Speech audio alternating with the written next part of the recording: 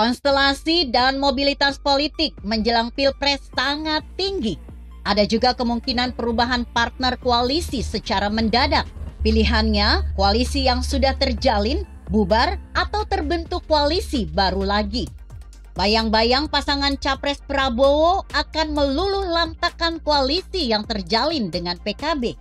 Itu sebabnya Gerindra lebih memilih wait and see berkaitan memilih membuka wacana siapa yang akan diusulkan sebagai cawapresnya.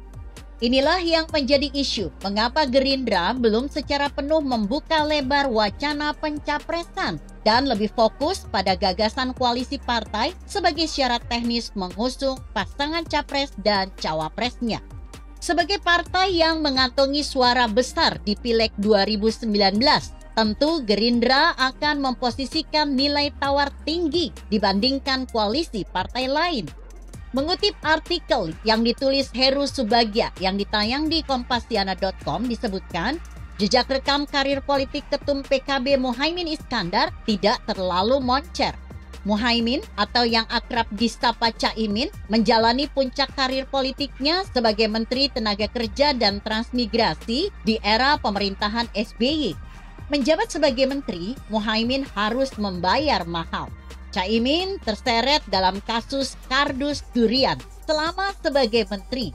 Kasus ini terus menjadi ancaman serius buat karir politik ketua PKB.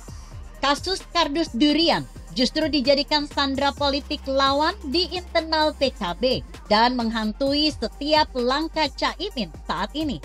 Muhaimin terus mendapatkan sorotan tajam berkaitan kasus dugaan suap program percepatan pembangunan infrastruktur di Papua. Kardus durian adalah tempat ditemukan uang senilai 1,5 miliar rupiah di kantor Kementerian Tenaga Kerja dan Transmigrasi tahun 2011. OTT KPK berhasil menangkap anak buah Muhaimin Iskandar. Dua orang tersebut adalah Sekretaris Direktorat Jenderal Pembinaan Pengembangan Kawasan Transmigrasi, I. Nyoman Swisnaya, dan bekas Kepala Bagian Perencanaan dan Evaluasi Program Kemenaker Trans, Dadong Irba Relawan.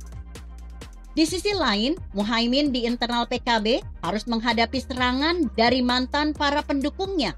Yeni Wahid sebagai pihak yang akan terus mengancam kedudukannya sebagai ketua PKB. Manuver Yeni Wahid didukung oleh barisan setianya dalam kelompok barisan Gus Durian. Muhaimin Iskandar bagi Gus Durian dicap sebagai pengkhianat bagi kelompok Yeni Wahid karena telah mendongkel Gus Dur keluar dari PKB. Muhaimin harus berhadapan dengan Ketua Umum PBNU, Yahya Khalil Stakut, Gus Yahya, berkaitan perebutan pengaruh di unsur NU dan lembaga struktural NU. Gus Yahya secara tegas mengharapkan PBNU sebagai alat PKB.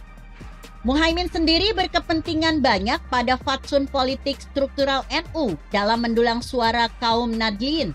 Dengan hilangnya pengaruh di struktural NU, suara PKB dan elektoral Muhaimin Iskandar dipastikan akan terus merosot. Artinya, kehilangan legitimasi dari fatsun struktural NU bagi Muhaimin menjadikan penurunan portofolio politik dirinya untuk dijual ke pihak partner koalisi. Demikian juga Prabowo menuai kegagalan 3 kali mencalonkan diri sebagai capres, selalu kandas. Siapapun pasangan wakilnya, Prabowo harus mengakui dirinya belum saatnya pecah telur sebagai pemenang Pilpres. Pilpres 2024 menjadi batas akhir keputusan bagi Prabowo untuk maju atau mundur menentukan sikapnya untuk menjadi orang nomor 1 di Indonesia. Prabowo tidak mungkin lagi melakukan keputusan yang salah untuk terakhir kalinya dalam membuat keputusan besar perjalanan karir puncak politiknya. Kekuatan politik Prabowo saat ini menempel pada jabatannya sebagai Menhan di Kabinet Jokowi. Sebagai Menteri Pertahanan, Prabowo termasuk orang yang bisa menggantikan posisi Presiden dan Wakil Presiden di saat kondisi Presiden halangan menjalankan tugas sebagai Kepala Negara dan pemerintahan.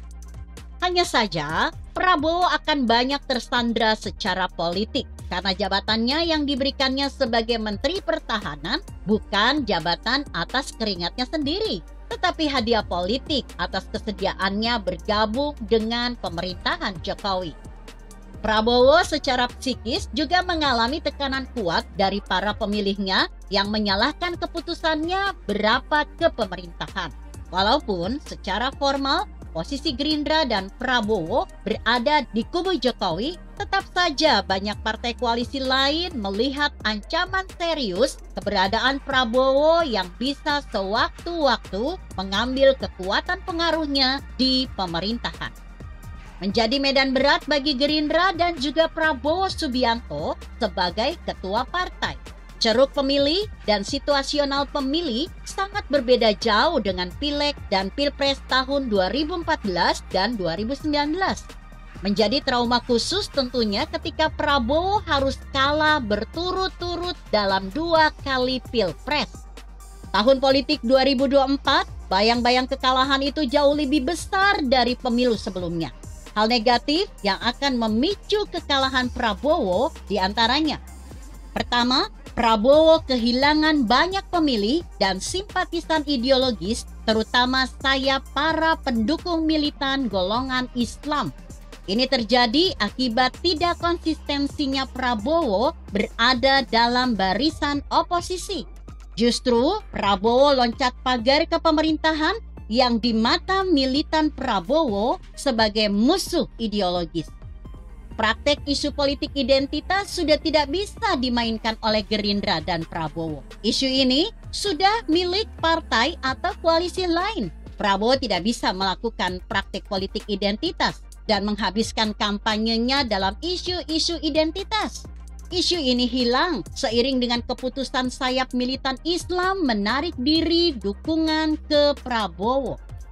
Gerindra sebagai partai papan atas akan terkikis dukungan suaranya dari basis ideologis. Tidak lagi mempunyai sayap pendukung ideologis berbasis agama. Partai Gerindra akan mengalami degradasi pemilih emosional. Otomatis suara Gerindra terkikis pelan-pelan dan akan menjadi persoalan semakin serius ketika tidak bisa menambah market pemilih baru. Kedua, isu kampanye nasional Partai Gerindra akan banyak bersinggungan dengan partai nasional lainnya. Pesaing utama adalah Partai PDI Perjuangan dengan nuansa nasionalisme kental. Partai Demokrat dengan basis dukungan nasional rasional, dan Golkar sebagai partai yang berdempetan birokrasi serta masyarakat urban. Kemungkinan Gerindra akan pemilihnya berdesakan dan terlalu berat mengambil pemilih partai lain. Kekuatan struktur dan finansial dari partai kompetitornya sangat kuat. Dan mereka sebagai partai papan atas yang sudah bersiap diri bertarung di Pileg dan Pilpres 2024. Gerindra harus menghadapi persoalan teknis dan ideologis. Secara teknis, kekuatan Gerindra akan surut jika tidak dibarengi oleh kekuatan penopang partai koalisi yang mumpuni.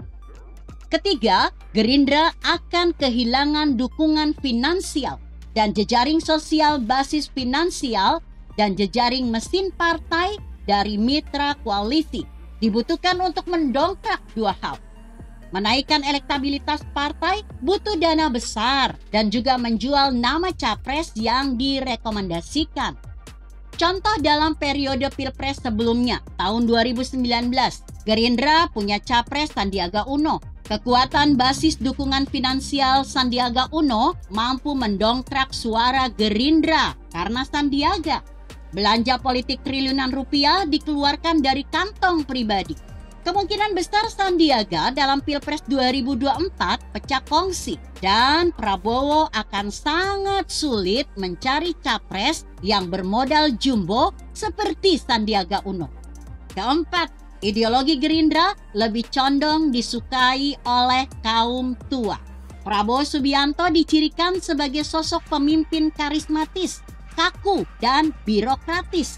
Padahal fakta menunjukkan kesukaan pemilih saat ini lebih disukai pemilih rasional, muda milenial, yang lebih suka pemimpin yang humble, supel, bebas, dan bisa beradaptasi dengan lingkungan perubahan global. Wacana koalisi dengan PKB dalam merger koalisi kebangsaan sepertinya tidak akan memberikan dampak elektoral baik untuk Prabowo dan juga Gerindra.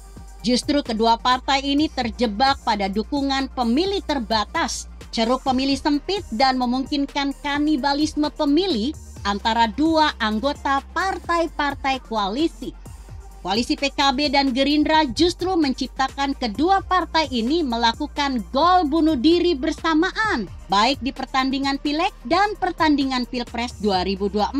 Mereka akan saling membunuh dan menjerumuskan satu sama lainnya. Bukan koalisi strategis, tetapi koalisi destruktif yang mengacaukan posisi politik kedua belah pihak.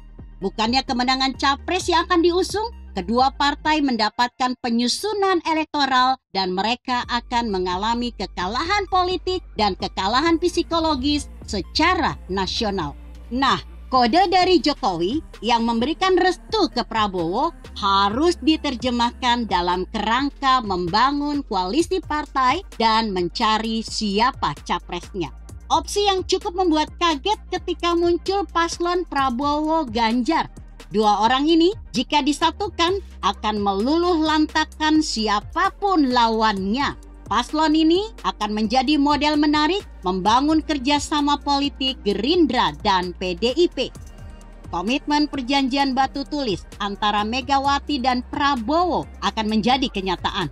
Kendati PDIP tidak menyodorkan Puan Maharani, keputusan Ganjar didorong wakil Prabowo adalah pilihan tepat. Ganjar representasi PDIP dengan segudang prestasi.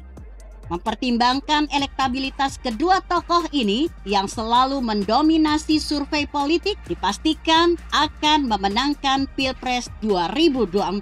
Cukup satu putaran. Begitu kira-kira. Bagaimana menurut Anda? Jika Anda berpendapat lain, tuliskan komentar Anda di bawah ini. Saya Emma, Karisma 90.